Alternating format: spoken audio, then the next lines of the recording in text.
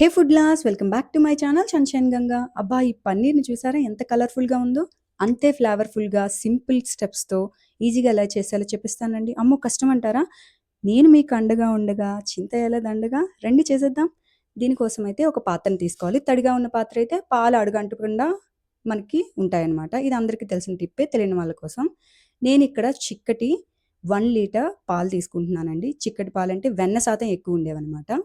వెన్న శాతం ఎక్కువున్న పాలైతే పన్నీర్ మనకి ఎక్కువగా వస్తుంది. మనం పాలు పోయించుకుంటాం కదా! గేదె పాలు అలాంటివైతే ఇంకా ఫ్రెష్‌గా కమ్మదనం వస్తుందనమాట పన్నీర్‌కి. వెంటనే నేను ఆ పాత్రను తీసుకెళ్ళి స్టవ్ మీద పెట్టేసుకున్నాను. మీడియం ఫ్లేమ్‌లో పెట్టుకొని పాలను వేడెక్కనివ్వాలి. జనరల్‌గా మనకి 6½ లీటర్ పాలకి 1 కిలో పన్నీర్ వస్తుంది. సో, మన 1 లీటర్‌కి 170-180 గ్రామ్స్ పన్నీర్ వస్తుంది. 2 రోజుల ముందు వరకు స్టోర్ చేసుకున్న పాలను వాడితే మాత్రం ఫ్రిడ్జ్‌లో పెట్టి పాలను వాడితే ఖచ్చితంగా పన్నీర్ తక్కువొస్తుందండి. ఎందుకంటే, ఆ పాలలో ఉన్న వెన్న శాతం అంతా కవర్‌కి అడుగునంతా అంటుకు పెట్టేసుకొని, మనం పాలు వేడి చేసినప్పుడు నెయ్యిలా కరిగి వాటర్‌లోకి పోతుంది. కొంచెం వేస్ట్ అవుతుంది.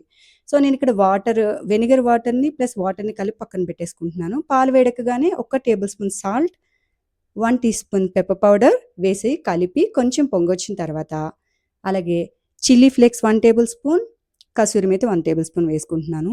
అమ్మ బాబోయ్! ఇవన్నీ నేనెక్కడి నుంచి తేవాలి కదా! అని బాత్రూమ్‌లో నుంచి పేస్ట్ మాత్రం తీసుకురావద్దే. Just kidding. నెక్స్ట్ 2 నిమిషాలు మరిగిన తర్వాత లాస్ట్‌లో సన్నగా చాప్ చేసుకున్న కొత్తిమీరని వేసి కొంచెం ఒక 1 మినిట్ వరకు జస్ట్ అలా కలుపుతూ పొంగు రానిస్తే సరిపోతుంది. ఇక వెంటనే పాల గిన్నెని పక్కన పెట్టేసుకొని కొంచెం కొంచెంగా వెనిగర్‌ని ఒకటే డైరెక్షన్‌లో నెమ్మదిగా తిప్పుకుంటూ 2, 3 సార్లు బ్యాచెస్‌గా వేసుకోండి. వెనిగర్‌ని వాడలేను అనుకునే వాళ్ళు నిమ్మరసం కూడా హ్యాపీగా వాడేసుకోవచ్చు ఇదే రేషియోలో.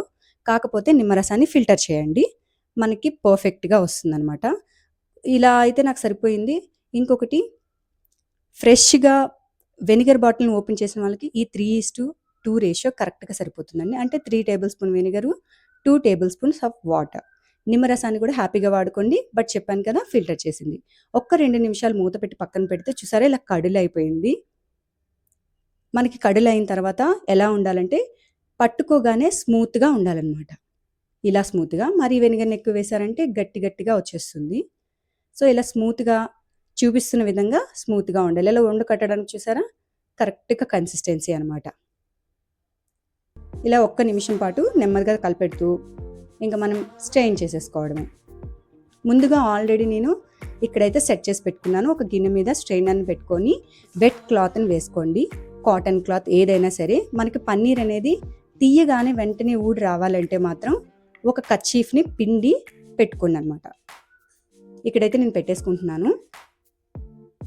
కొంచెం కొంచెంగా 2 బ్యాచెస్‌గా మనం పన్నీర్‌ని, వాటర్‌ని సెపరేట్ చేసేసుకోవాలి ఇలాగా. చక్కగా ఇలా సెపరేట్ చేసేసుకోండి. కొంచెం కొంచెంగా పోసుకోండి. నేను మొత్తం పోసేసాను. చూడండి గిన్నెకెక్కడ అడుగు పట్టకుండా పాలనేవి ఎంత ఈజీగా వచ్చేసాయో. ఇక వెంటనే మనకి ఇప్పుడు వేడి మీద ఉన్నప్పుడే షేప్‌ని చేసుకోవాలి కాబట్టి, ఇది కొంచెం పెద్ద నాప్కిన్ అయింది. మనం తీసుకున్న 1 లీటరే కాబట్టి చిన్న నాప్కిన్ అయినా యూజ్ చేసుకోవచ్చు. కానీ కాటన్‌ది అయి ఉంటే మంచిగా మనకు పర్ఫెక్ట్‌గా వస్తుంది. కరెక్ట్‌గా అలా పిండేసి మనం దీని మీదైతే వెయిట్ పెట్టుకోవాలి. ఇప్పుడైతే నేను షేప్ కొంచెం రావటానికి స్క్వేర్ షేప్ కానీ ఏ షేప్ కావాలంటే ఆ షేప్ రావడానికి కొంచెం గట్టిగా పిండేసుకొని అలాగే వెయిట్ కూడా పెట్టేసుకున్నాను. ఒక 40-45 మినిట్స్ అంతకంటే ఎక్కువసేపు ఉంచొద్దు. మరి వాటర్ అనేది దిగిపోతుంది. చూసారు కదండీ! ఎంత పర్ఫెక్ట్‌గా వచ్చిందో పన్నీరు. నేను కట్ చేసి చూపిస్తాను.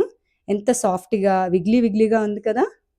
దీనికైతే నా బెస్ట్ కాంబినేషను దోస మీద నెయ్యి, కారం రాసి ఇలా ఈ ఒక్క ముక్కని పన్నీర్‌ని తురిమి పెట్టేసుకొని మంచి కొబ్బరి పచ్చడితో తింటుంటే ఉంటుందండి. హెవెనే. చాలా బావుంది గదా! సింపుల్‌గా చేసుకోండి. ఇంగ్రీడియెంట్స్ లేవని కంగారేం పడొద్దు. ఇలా ప్లెయిన్‌గా కూడా చేసుకోవచ్చు. మీ పిల్లలైతే చక్కగా హ్యాపీగా తినేస్తారు. ఇంత మంచిగా మనమే చేస్తున్నప్పుడు రెస్టారెంట్స్ ఎందుకండి? మీకు నచ్చితే కామెంట్ చేయండి, లైక్ చేయండి, షేర్ చేయండి, సబ్స్క్రైబ్ చేసుకోండి. నా